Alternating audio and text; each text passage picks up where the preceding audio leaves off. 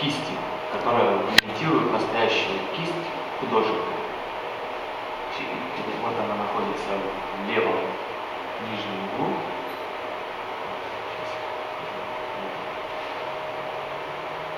Попробуйте вот здесь сначала карандашом начертить небольшие линии, потом по порядку все остальные. Попробуйте попробовать. И цвета попробуйте.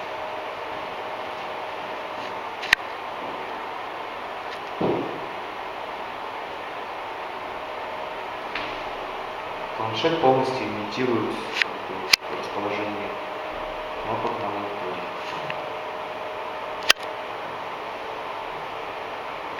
То есть, работая в центре планшета, мы работаем